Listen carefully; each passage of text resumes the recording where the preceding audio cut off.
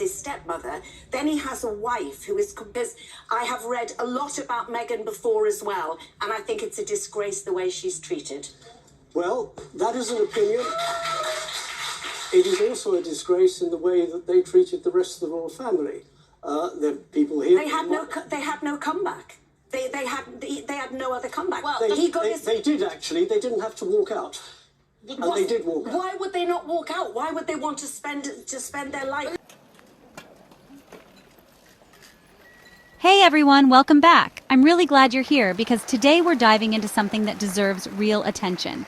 And that's the ongoing media treatment of Prince Harry and Meghan Sussex, and the incredible defense they just received from Denise Welch on ITV. Now, if you've been following this channel for a while, you already know where we stand. We call out the double standards, the smear campaigns against Prince Harry and Meghan Sussex, and the ways certain voices in the media try to spin narratives that are anything but fair. And this recent moment with Denise? It's exactly the kind of thing we need to see more of.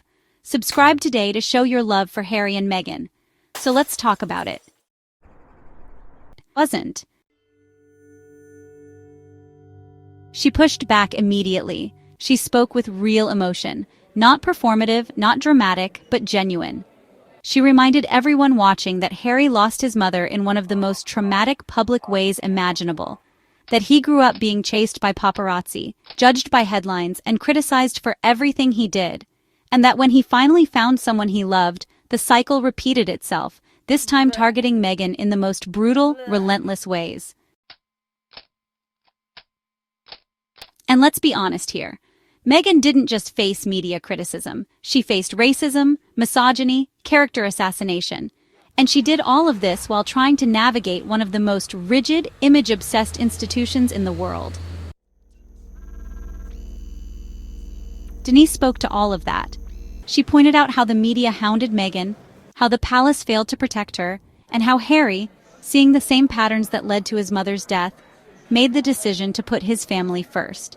That's not selfish. That's not disloyal. That's what anyone would do if they had the chance to prevent history from repeating itself.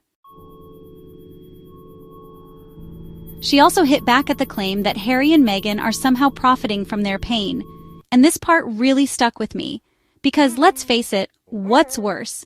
Speaking your truth, telling your story, trying to shed light on the realities you faced, or sitting quietly while the media continues to tear you down? The reality is, people speak out when they're not being heard. And for Harry and Meghan, that moment of speaking out, whether through interviews, documentaries, or Harry's book, it wasn't about making money. It was about reclaiming control of their own narrative. And yet, here we are, still watching commentators act like they're the villains. But what made Denise's defense so impactful was that she didn't just argue. She empathized. She got emotional. You could see that she really felt what she was saying. And it's rare to see that kind of raw honesty on TV, especially when it comes to the royals. She wasn't trying to score points. She was standing up for a couple who have been relentlessly attacked simply because they dared to walk away. Now, of course, there were critics. There always are. People online saying Denise was too emotional or too biased. But think about that. Since when did defending people from bullying become a bad thing?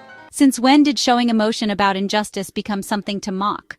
What really stood out after the show aired was the reaction online. Social media lit up with support. People saying finally someone said it, or thank you, Denise, for being a voice for those who've been silenced. And that's exactly it. In a world where so many voices are controlled, filtered, and shaped by palace-approved PR or tabloid pressure, having someone speak boldly and without fear, that matters. Because this isn't just about Harry and Meghan. It's about how the media operates, how certain narratives get pushed while others are buried, how people of color, especially women, are treated when they enter traditionally white elite spaces, and how trauma gets dismissed the moment someone steps outside the box the world wants to keep them in. At the end of the day, Denise Welch showed courage. She said what needed to be said. She reminded us that no matter how rich or famous someone is, they still deserve empathy. They still deserve to be heard, and they still deserve protection from a media industry that profits off destruction. So, the question I want to leave you with is this. Why is it so threatening when someone like Harry says, "I don't want to play this game anymore"? Why is it so offensive when Meghan says, "This isn't good for my mental health"? Why are we still allowing the loudest voices to be the ones that tear people down instead of lift them up? Something to think about? Thanks for hanging out with me today. If you're still here, you clearly care about this, and I appreciate that. Let me know your thoughts in the comments. I always want to hear what you're thinking. And if this kind of honest commentary matters to you, go ahead and support the channel however you like. Liking, sharing, subscribing, all that good stuff.